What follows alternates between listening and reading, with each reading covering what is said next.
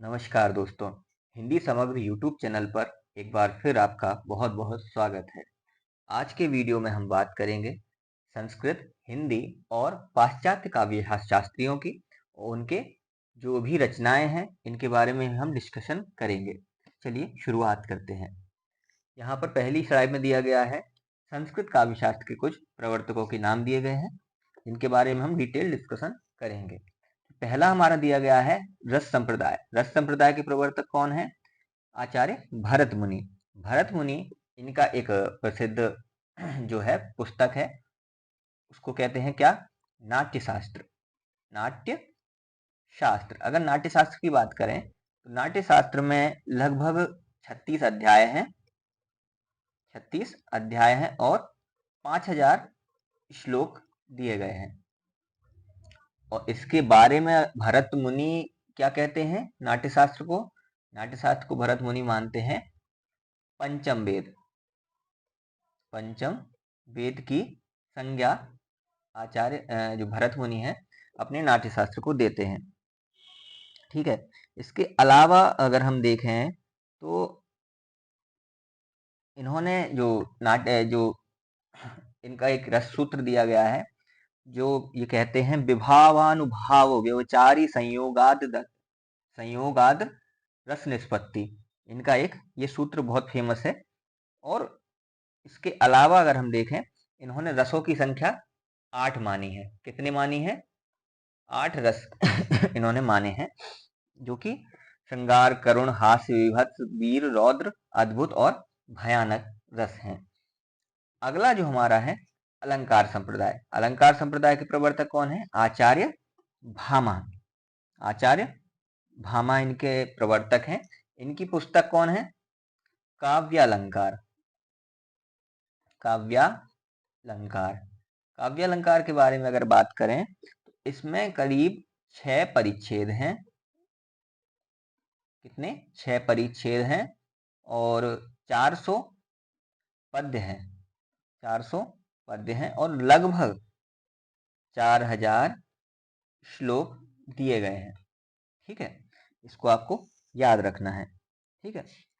अगला अगर हम देखें रीति संप्रदाय। रीति संप्रदाय के प्रवर्तक कौन है? आचार्य वामन। आचार्य वामन रीति संप्रदाय के प्रवर्तक हैं। ये 8वीं सदी के आसपास इनका समय माना जाता है। 8वीं सदी का उत्तरार्ध अगर हम कहें तो सही होगा। उत्तरार्ध इनका समय माना जाता है। और जो ये कश्मीर के जो नरेश थे, ज्यापीड़ इनके क्या थे? ये मंत्री थे। ठीक है, इनके दरबार में ये थे मंत्री। इनकी रचना जो है, इनकी रचना के बारे में बात करें, काव्यालंकार सूत्र। काव्यालंकार सूत्र नामक इनकी रचना है। ठीक है। और इसमें अगर हम बात करें तो 5 परिच्छेद हैं और 5 परिच्छेद के अलावा 319 सूत्र इन्होंने दिए हैं। ठीक है। आगे बढ़ते हैं ध्वनि संप्रदाय पर। ध्वनि संप्रदाय के प्रवर्तक कौन है? आचार्य आनंदवर्धन। ठीक है।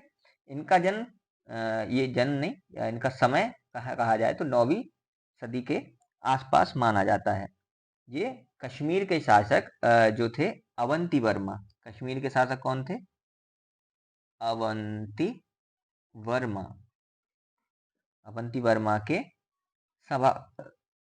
सभा पंडित थे। ठीक है, इसको आपको याद रखना है। इनकी रचना जो है ध्वन्यालोक इनकी रचना है। ठीक है। इसमें 4 अध्याय दिए गए हैं। इसको आपको याद रखना है कि इसमें 4 अध्याय दिए गए हैं। और इनके बारे में कहा जाता है कि इन्होंने काव्य की आत्मा ध्वनि को माना है। आगे बढ़े अगर तो वक्रोक्ति संप्रदाय आता है। वक्रोक्ति संप्रदाय के जो प्रवर्तक हैं वो हैं आचार्य कुंतक। वक्रोक्ति संप्रदाय के प्रवर्तक आचार्य कुंतक हैं, ये भी कश्मीर के निवासी थे और इनका समय 10वीं शताब्दी माना जाता है। ठीक है, ठीक है। इन्होंने कहा था वक्रोक्ति काव्य जीवितम, इनकी पुस्तक है वक्रोक्ति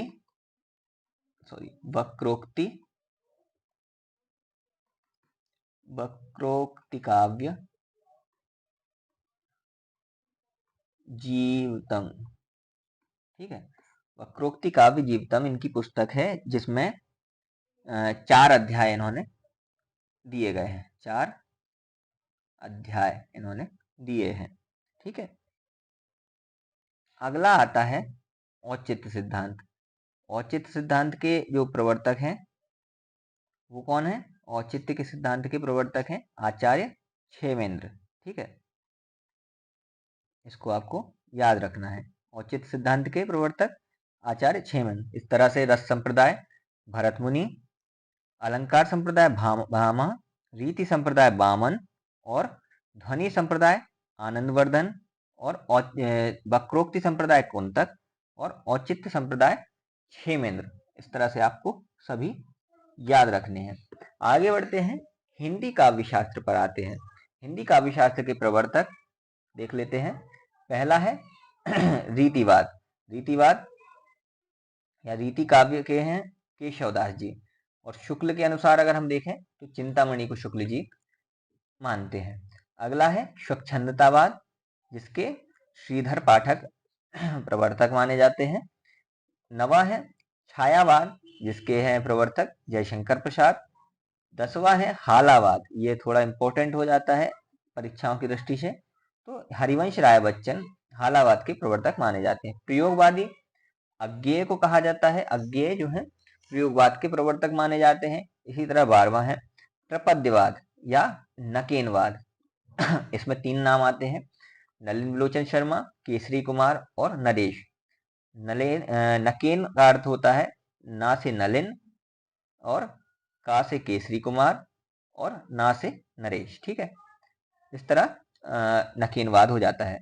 ठीक है, अगला है मांसलवाद। मांसलवाद के प्रवर्तक रामेश्वर शुक्ल अंचल जी हैं। अगला देखते हैं कैप्सूलवाद। कैप्सूलवाद ये भी इंपॉर्टेंट हो जाता है। कैप्सूलवाद के प्रवर्तक कौन है? ओंकारनाथ त्रिपाठी जी। इस तरह हम पाश्चात्य काव्य शास्त्र के भी प्रवर्तक हम देख लेते हैं। अगला है औदात्यवाद। लॉन्जाइनस इसके प्रवर्तक है, जिनका समय है 3री सदी ईसवी। अगला है अस्तित्ववाद, जिसके प्रवर्तक कौन है? सोरन कीकगार्ड, जो 1813 से 55 तक रहे हैं। अगला है मार्क्सवाद। मार्क्सवाद जिसके प्रवर्तक हैं कार्ल मार्क्स, इनका समय दिया गया है 1818 से 83 तक। और अगला है मनोविश्लेषणवाद, जिसके प्रवर्तक कौन है? इनका नाम है पूरा सिगमंड फ्रायड। सिगमंड फ्रायड 1856 से 1939 तक। 19वां दिया गया है प्रतीकवाद। प्रतीकवाद के प्रवर्तक जीन मोरियस हैं, जो 1856 से 1910 इनका जो समय माना गया है। अगला है अभिव्यंजनावाद। इनका नाम क्या है? इसके प्रवर्तक का नाम बेनेदेत्तो क्रोचे या क्रोचे ही इनका नाम ज्यादातर चलता है। 1866 से 1952 इनका समय रहा है। बिंबवाद टी.ई. ह्यूम इसके प्रवर्तक माने गए हैं। 1883 से 1917 तक इनका समय माना गया है। इस तरह हमने संस्कृत, हिंदी और पाश्चात्य काव्य शास्त्र के जो भी प्रवर्तक हैं उनकी बात की, उनके बारे में डिस्कस किया, थोड़ा सा हमने डिटेल देखा। अब हम आगे जो भी वीडियो लाएंगे उसमें जो संस्कृत काव्य शास्त्री या हिंदी काव्य शास्त्री जो भी हैं उनका एक डिटेल वीडियो डिस्कस करेंगे। ये एक शॉर्ट वीडियो था, तो चलिए इसको आपको ये वीडियो कैसा लगा आप जरूर हमें बताएं, कमेंट के माध्यम से बताएं। और जो भी आपको इस वीडियो में कमी दिखी हो या जो भी अच्छाई लगी हो, आप हमें ईमेल के माध्यम से अपने सुझाव दे सकते हैं। साहित्य की अन्य जानकारियों के लिए हमारे फेसबुक पेज से भी जुड़ सकते हैं। हमारा ईमेल है hindisamagr12@gmail.com। धन्यवाद।